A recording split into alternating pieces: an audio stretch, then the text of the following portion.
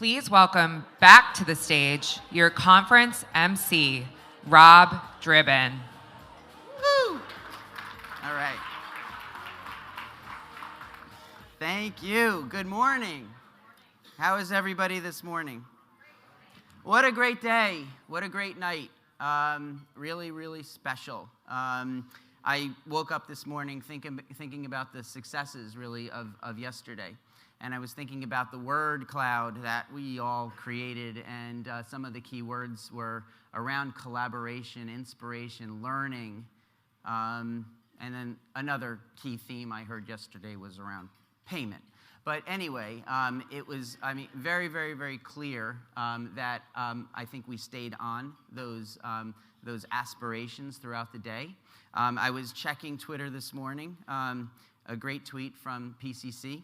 Day 2 is still going strong with our primary care champions. Jetty Edelman replied, "Can't wait to learn more together." So I think that kind of sums it up. Really, really excited about today. Yesterday, just to reflect on our day yesterday, the patient perspective in the morning to kick it off, I think really hit home and really set the stage for all of us to think about ultimately how we're going to impact and improve the lives of all patients by way of primary care. And set the stage again with this focus on community innovation in the NASM report. Admiral Levine and Dr. Steinberg together gave us a nice perspective on HHS Primary Care Action Plan. Great to kind of get insights directly from the source. And a number of presentations focused on, again, the P word, payment. Importantly, how much we pay, how we pay, what are some different, interesting, innovative approaches. And then we ended on evidence. Always good to end on and to incorporate evidence into everything that we do. So building on all of that great work, we have a really, really great agenda for today. Couple of highlights. We'll get into the names as we go throughout the day, but some of the points and areas that jumped out at me that I just wanted to share with you was the focus on training today. Digital innovation, always important to hear about what's happening on the innovation front and also where it's going. Importantly, measurement. And then this urgent call to action for primary care. So that's what we have in store for everybody today. I mentioned yesterday a couple of key principles that we want to stay focused on throughout this agenda today, and the 4 areas I'll just remind you of. Seek presence while you're here. You made the effort to be here, so truly be here. Practice self-care, not only while you're here, but after you leave. Respect and care for each other, so listen to understand, suspend your assumptions. And then lastly, be curious, stretch a bit outside your comfort zone, and I think we saw a lot of that yesterday. So with that, I'm going to ask Ann Greiner to come up, and she's going to share some comments with you. Please welcome Ann to the stage.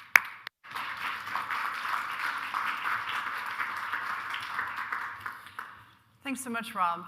Great to see everybody this morning, and I know some of you had to come through some pretty ugly rain, so appreciate you doing that, and I think just, again, underscores the resilience of primary care, no matter what's happening out there in the environment. I, too, was very inspired by yesterday, and I think the analogy that Nate offered up is one that I'm going to that stays with me. This notion that in order to revitalize primary care needs the oxygen mask, and that oxygen mask is this change in payment. Without that, there's nothing else we can get done, truly. And so I mentioned it briefly, and Mark Del Monte, our board chair, and Paul Grundy, the founding president, touched on it, but we have initiated a campaign called Better Health Now, there are 50 signatories to a set of concordance recommendations. 39 of our members have signed on to them. We have 11 others that have signed on as well, and we invite you to take a look. And if your organization thinks this is the way we need to move forward, I hope that you will join us. If you join as a member, you can be involved in the policy work we're doing around payment, to pay differently and to invest more in primary care.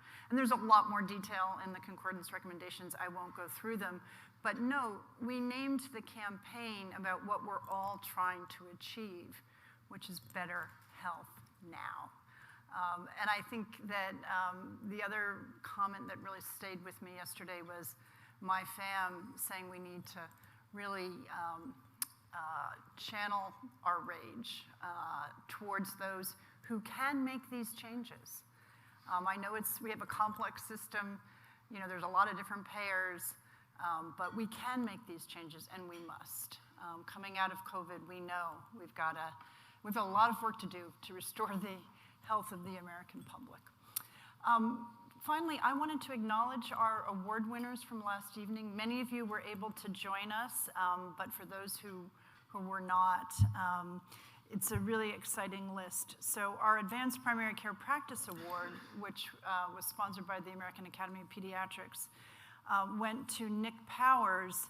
He's the Chief Executive Officer at Winding Waters Community Health Center. And they're an incredible group that's doing really God's work in a remote frontier area. The Primary Care Community Leadership Award, which was sponsored by CVS Health, went to Ebony Winford. I saw her last evening. She was headed back to Tennessee this morning because there's a lot of work ahead. But Ebony is doing some really important research in a poor rural part of Tennessee. And her remarks last evening were really wonderful. Harkening back to her grandmother, that's always very heartwarming. And then finally, our Barbara Starfield Primary Care Award, sponsored by Elevance Health, went to Dr. Carolyn Clancy from the VA.